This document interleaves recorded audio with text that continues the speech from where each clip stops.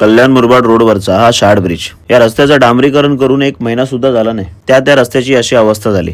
पहिल्या पावसात या रस्त्याला एवढे खड्डे पडलेत, म्हणजे किती निकृष्ट दर्जाचं काम झालेलं आहे हे याच्यावरनं लक्षात येतं. पीडब्ल्यूडीने केलेलं हे काम, मग या पीडब्ल्यूडी खात्याचे जे कोण अधिकारी आहेत ह्यांनी याची उत्तरं द्यायला पाहिजे. ह्यांच्यावरती जोपर्यंत कारवाई होत नाही तोपर्यंत हे सगळ्या गोष्टी थांबणार नाहीत. यांच्याकडे जर लक्ष दिलं गेलं नाही तर हे असंच काम होत राहणार, रस्त्यांना खड्डे पडत राहणार, लोक त्याच्यामध्ये मरत राहणार, ट्रॅफिक जॅम होत राहणार. या रस्त्यांच्या ट्रॅफिकमुळे अँब्युलन्स अडकून राहतात. जर त्या अँब्युलन्स मध्ये एखाद्याचा जीव गेला तर त्याला जबाबदार कोण? कोणाला कामाला जायचं असतं, कोणाला शाळेत जायचं असतं, कोणाची इंटरव्ह्यू असते, कोणाची काय इमर्जन्सी असते, त्यात ही अशी ट्रॅफिक. 2 मिनिटं ज्या रस्त्यावरून जायला लागतात त्या रस्त्यावरनं अर्धा तास लोकांचा जातो. मग ह्याचे टॅक्सेस लोकांनी भरायचे का? टॅक्सेस भरून सुद्धा जर नागरिकांना हे असे खड्डे भेटणार असतील मग कशाला भरायचे टॅक्सेस वगैरे? मग मंत्र्यांनी या अधिकाऱ्यांवरती कारवाई केली पाहिजे, तर या गोष्टी थांबतील. हे जे कोण अधिकारी आहेत, कारवाई म्हणजे कडक कारवाई झाली पाहिजे. सस्पेंड नाही, बडतर्फ करा यांना.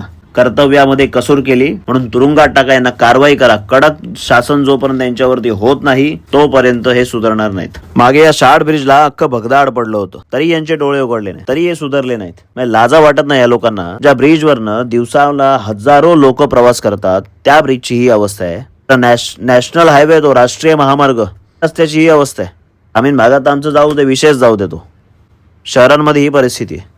लाजा वाटत नाही या सगळ्या अधिकाऱ्यांना.